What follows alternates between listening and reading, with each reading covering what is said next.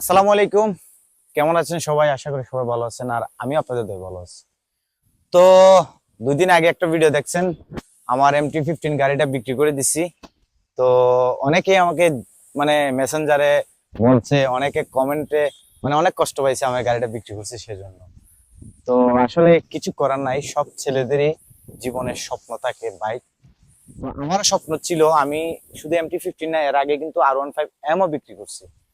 তো মানুষের এক একটা সময় এক একটা জিনিস আসে, আবার এক একটা সময় একটা জিনিস চলেও যায়। তো সেটা মানতে হবে। তো আমার পরিস্থিতি একটু খারাপ ছিল, সেজন্য আমার এমপিটা বিক্রি করতে হচ্ছে।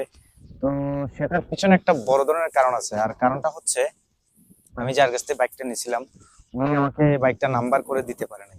4-5 মাস হয়ে গেছে। তো আমার কাছে জিনিসটা কেমন লাগছে, সেজন্য আর আমি বাইকটা রাখি নাই, ওনার বাইক ওনাকেই ফেরত দিয়ে দিছি। তো তারপরে আমি এই যে দেখতে পাচ্ছেন বাইকটা, এই যে এটা তো দেখছেনই আপনারা গতকালকে। হ্যাঁ, গতকালকে আমি একটা ভিডিও করছি।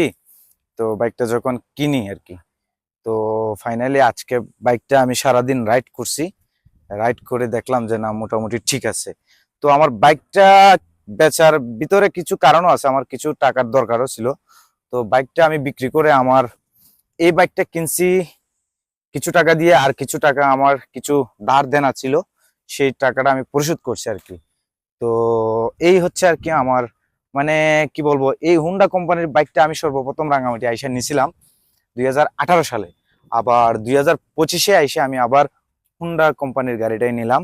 তো এর ভিতরে আমি আরো 4টা বাইক ইউজ করছি, একটা পালসার আর 3টা কিন্তু ইয়ামার, একটা ভার্সন 2, আর একটা R15M, আর একটা হচ্ছে এমটি।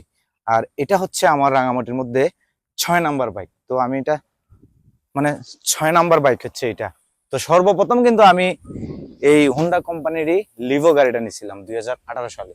তো শেষ 25 সালে এসে আবার হুন্ডা কোম্পানির এই হর্নেট 2.0 বাইকটা নিলাম।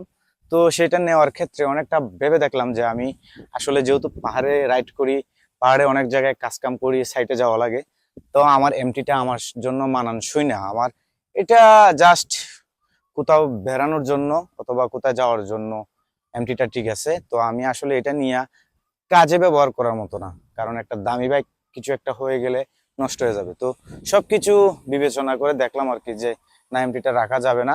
বিশেষ করে আমার এটা বিআরটি নিয়ে একটা ঝামেলা ছিল।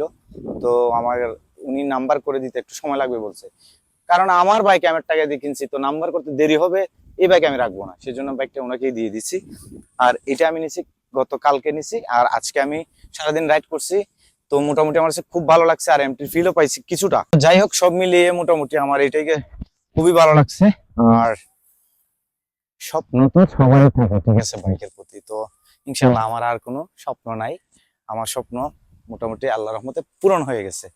তো যাই হোক, সবাই ভালো থাকবেন। আর আরেকটা কথা না বললেই না, আমি বাইকটা বিক্রি করার পরে অনেকে কিন্তু আফসোস করছেন, আর অনেকে কমেন্ট করছেন। আপনারা সবাইকে অসংখ্য ধন্যবাদ। আসলে আপনারা আমার কষ্টটা কিছুটা ভাগ করে নেওয়ার জন্য চেষ্টা করছেন। সবাই ভালো থাকবেন, সুস্থ থাকবেন, আল্লাহ হাফিজ।